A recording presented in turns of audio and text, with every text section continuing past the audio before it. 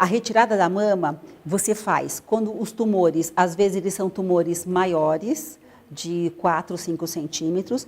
Hoje em dia a mastectomia é muito na relação tamanho de tumor, tamanho de mama. Então se você tem um tumor de 5 centímetros numa mama 52, é um tumor relativamente de bom tamanho, porque eu tenho que tirar o tumor e dar uma margem. Se eu tenho um tumor, às vezes, de 3 centímetros numa mama 38, já é muito grande para aquela mama. Então, tudo depende da relação tamanho de tumor, tamanho de mama. Se a paciente, todas as vezes que a gente preserva uma mama, a gente tem que fazer radioterapia. Se a paciente tem alguma contraindicação, uma doença autoimune, ela não pode fazer radioterapia, aí tem que tirar a mama. A fase da doença, o tamanho... se você tem radiologicamente na mamografia alterações que você tem no restante da glândula, por exemplo, calcificações, que são depósitos de cálcio, que são suspeitos, que podem estar relacionados a um câncer, aí às vezes você tem que tirar a mama. Ou se for desejo da paciente, a gente sabe que a mastectomia versus o tratamento conservador, em termos de sobrevida, ou seja, a gente fala assim que a paciente vai viver 10 anos, eles são equivalentes. A diferença, hoje em dia, que é bem pequena, é em termos de taxa de volta local da doença. Porque você preservou a mama, você tem uma chance um pouquinho maior de volta local.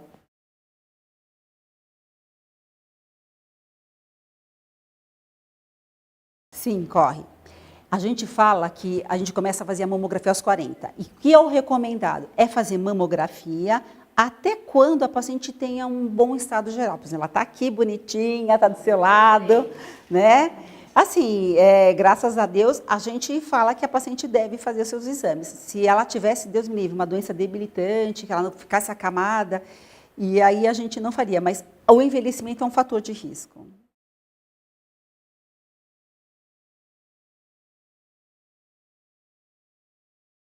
A mama ela é formada pela gordura e pelo tecido glandular. No raio-x, a gente não tem nenhuma imagem de mamografia aqui. Ela aparece, quando ela é densa, o que é densa? A mama vai virando gordura a partir dos 35, não é uma regra, mas geralmente ela vai sendo substituída por tecido gorduroso. E aí no raio-x fica mais fácil de ver, ou seja, na mamografia eu vejo o quê? Eu vejo gordura que é preto, então é mais fácil, se tem algum carocinho lá eu consigo ver. A mama densa, existe um predomínio do tecido glandular, que é onde produz o leite, o saquinho do leite, sobre o tecido gorduroso.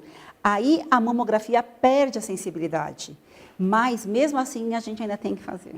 Porque aí o que é importante, a gente pode complementar essa mama densa fazendo ou ultrassom de mama, que é um exame que depende, para complementar, para procurar nódulo de água, nódulo sólido. Às vezes tem alguns outros exames que estão hoje em dia, dependendo da história familiar e do achado que você tem, você pode fazer um exame, uma tomossíntese ou outros exames mais detalhados. Mas o ultrassom de mama, geralmente, ele vai ver na mama densa se tem um nódulo de água, que é um cistinho que não é nada, ou um nódulo sólido. Então, é que a mamografia, mesmo com a mamografia digital, existe perde um pouco da sensibilidade do método quando a mama é densa.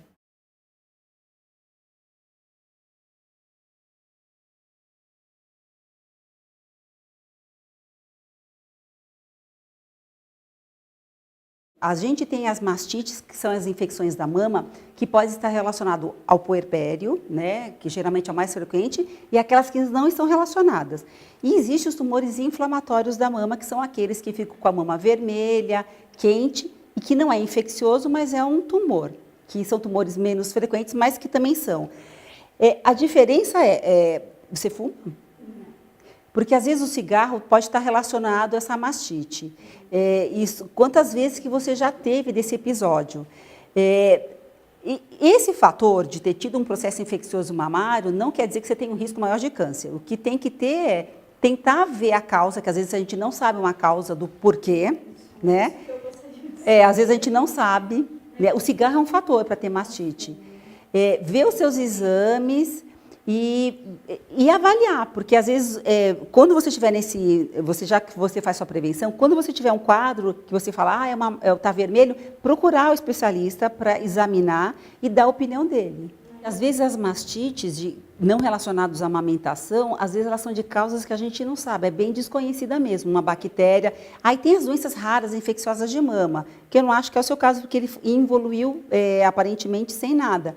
Mas a minha sugestão é, pelo que eu estou entendendo, quando você tiver um quadro desse, tentar procurar o especialista para ele avaliar, ele vai provavelmente dar um antibiótico, vai pedir os exames e vai ver direitinho. Mas não vejo isso como risco de câncer. Porque se fosse já, né, não iria regredir com antibiótico terapia, com certeza não, se fosse um tumor de mama.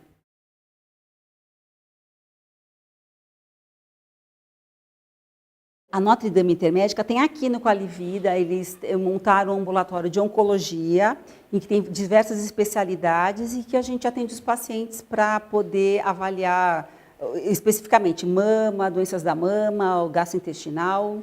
Eles têm um ambulatório especificamente aqui no Qualivida.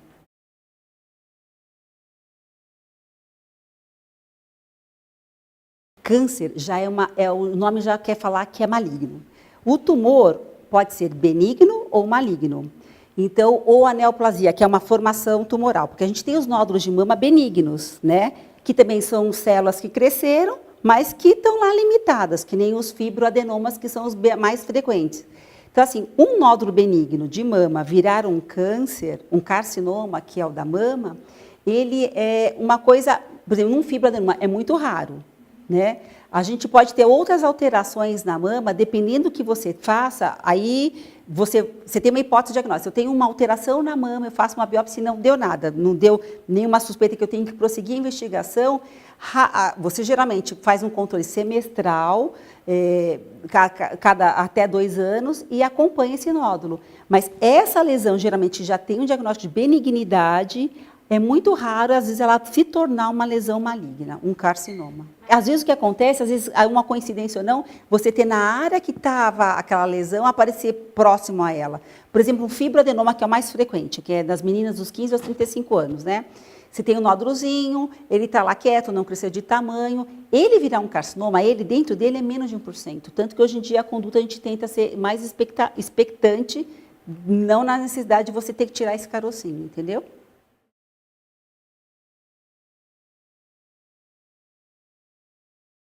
Os trabalhos, a maioria, não fala que a gente fala que depressão, que isso está relacionado a risco de câncer de mama. Mas existe a pessoa às vezes se entrega, se a gente está gripado, né? Às vezes você está triste, pega uma gripe, cai, dá uma depressão, você pega uma infecção e acaba desistindo. O que está evoluindo muito é a gente tentar entender a imunologia. Então, a gente tem as células de defesa do corpo. Então, a gente conhece muito pouco, mas falar que uma depressão dá câncer, não existe um link direto de fator de risco, entendeu? É lógico que quando a gente tem uma atitude mais positiva perante a vida, parece que as coisas fluem mais, não é?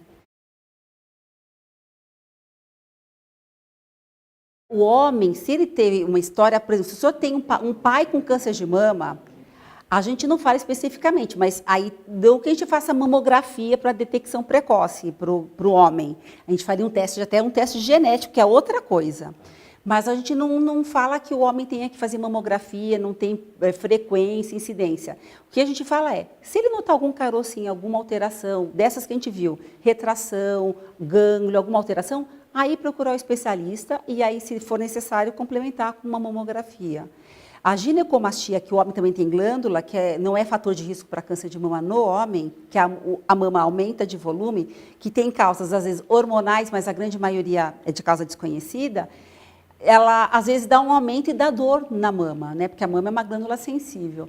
Então, às vezes, pode ser essa hipótese que o senhor tenha tido quando mais jovem e aí fizeram ultrassom.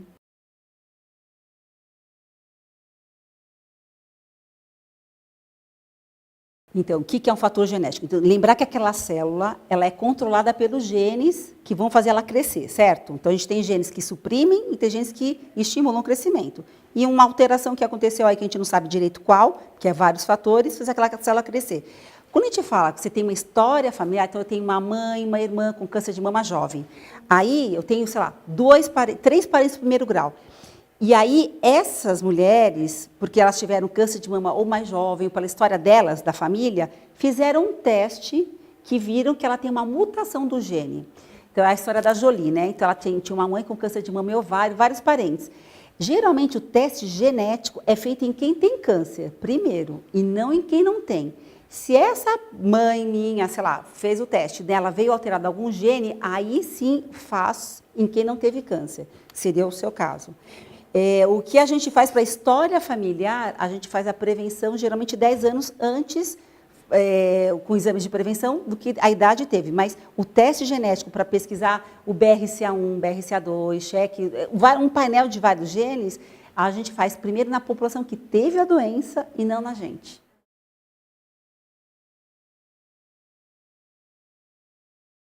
Teoricamente, o que a gente estimula seria o exame clínico, que é o que é feito pelo profissional, o autoexame e a mamografia, a gente recomenda só mais depois dos 35, 40 anos mesmo. Não teria necessidade de você fazer... A gente fala que é aquela população que eu falo que é do limbo, porque dos 40 aos 50, ou dos 30, abaixo dessa faixa dos 30 aos 40, a gente não fala que a gente vai fazer mamografia para prevenção porque a incidência é pequena. Então, não teria essa necessidade. Mas também pode ter câncer? Pode. Aí a gente fala, então vou fazer ultrassom todo ano. É aquela mesma história, o ultrassom ele é para complementar. Eu acho que você tem uma história familiar que também não é tão importante que você só teve uma parente de primeiro grau. De primeiro grau já não é assim, foi sua mãe, foi só a sua avózinha lá. Mas é importante você saber que você tem essa história e continuar. Não vejo mamografia a necessidade de você fazer. Eu acho que é bom passar no ginecologista, examinar a sua mama, mas não tem necessidade de fazer exame de imagem. Pelo menos é o que eu sei hoje. Pode ser que daqui a alguns anos a gente melhore esse conhecimento e tenha mais informações para te dar.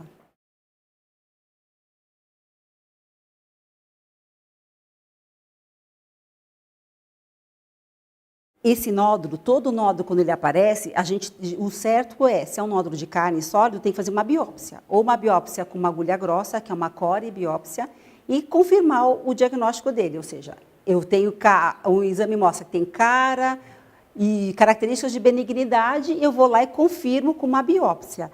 O controle vai depender da natureza desse nódulo, né? Então, se esse nódulo, eu fiz a biópsia e ele não é nada, a gente pode até fazer controle anual. Se esse nódulo eu fiquei na dúvida, a biópsia não deu nada, mas até deu compatível, a gente pode fazer controle semestral. Dependendo do tipo de mama, como ela falou, a mama densa é difícil, mas uma mama mais gordurosa, às vezes a gente consegue ver, comparar as imagens. Por isso que é importante guardar as mamografias, para levar, comparar a atual com a antiga, mas geralmente para saber a natureza, ou seja, se ele é de água ou se ele é de carne, é bom fazer ultrassom.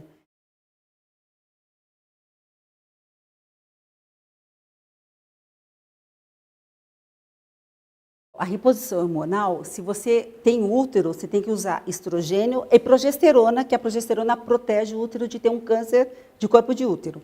A associação dos dois fala que o uso contínuo, acima de 2 anos, aumenta o risco de câncer de mama. Então, não é que o hormônio ele é o vilão, é que a gente não sabe bem como ele atua. Provavelmente ele atua naquela célula, ele alimenta aquela célula. Então, é uma célula que já é meio doidinha, eu estou dando o alimento dela, então ela vai começar a crescer. Então, provavelmente é uma das causas da reposição hormonal.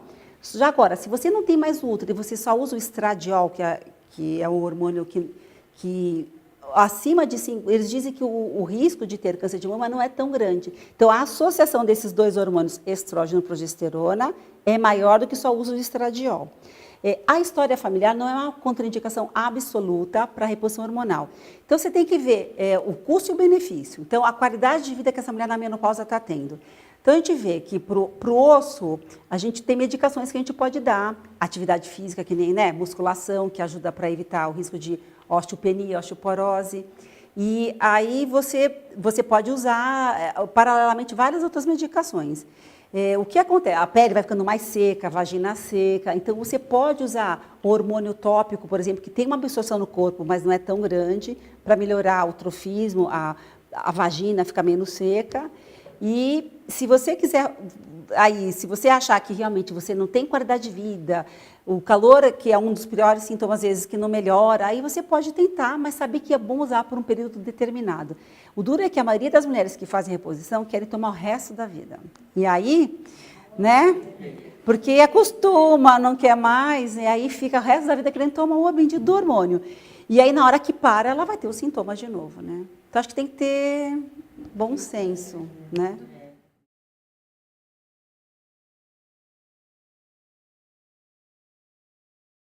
Então, displasia é um termo de biópsia, que você vai lá e tira um pedacinho, né? Então, você fala que ela tem umas alterações. Então, displasia é aquela mama que dói, que encaroça.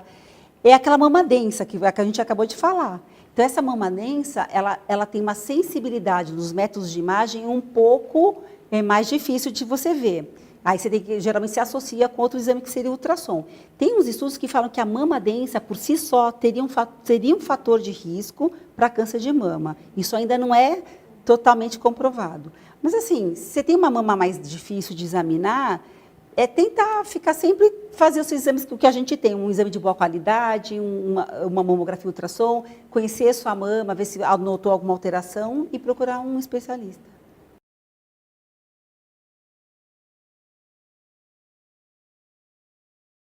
Eu fui diagnosticada hoje com um tumor de mama de 5 milímetros, que é o que a gente quer, se achar esse daqui, desculpa, achar esse bem pequenininho. Aí esse tumor de 5 milímetros, eu sei que é um carcinoma do ducto e é invasor. Aí esse tumor, eu vou fazer meu tratamento e a gente coloca um monte de mulher nessa mesma fase da doença que nem essa mulher. A gente vai ver que quase 100% ou 99% vai estar viva daqui a 5 a 10 anos. 5 a 10 anos. Só que cada tumor também tem sua característica. É isso que a gente está estudando hoje em dia. Às vezes um tumor é bem inicial, mas ele não é um cara do bem. Ou às vezes ele é um tumor, sabe? A gente tem que saber as características inerentes a ele. Mas na maioria, os tumores iniciais evoluem muito bem em 10 anos. Deu para entender? Então a sobrevida é de 99%.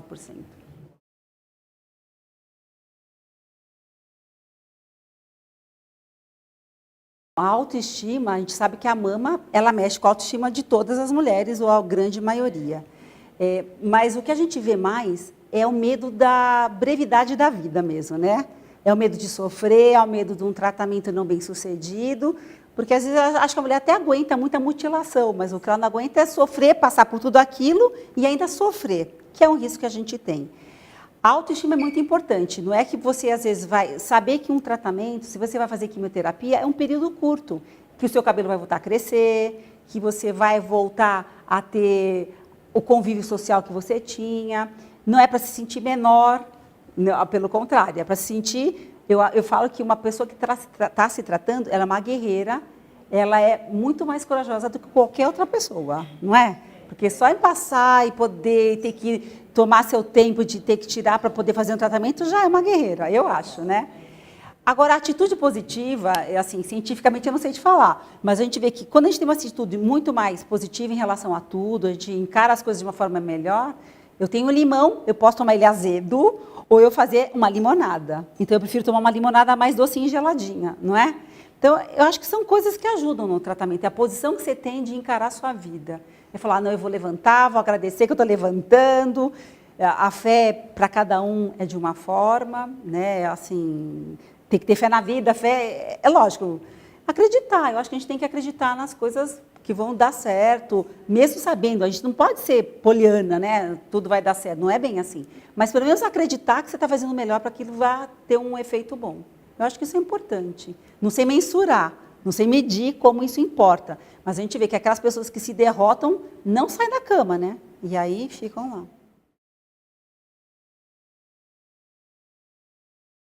Os silicones, hoje em dia tem muito silicone, né? Geralmente ele pode ser colocado debaixo da glândula, lembra? Aqui, ó.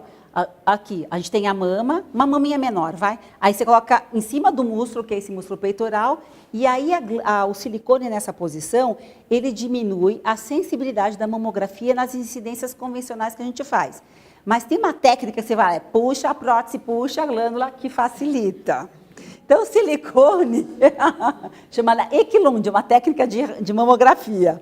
Então, esse método diminui a redução da sensibilidade quando você coloca. Quando você coloca debaixo desse músculo, que é o peitoral maior, aí não altera quase que nada para você fazer a mamografia. O silicone geralmente não está relacionado a fator de risco para câncer. Ele tem uma incidência com um linfoma de mama, raríssimo de ter associado ao silicone. Então, é muito raro, mas o silicone tem que fazer uma incidência especial para poder ver a tecido mamário.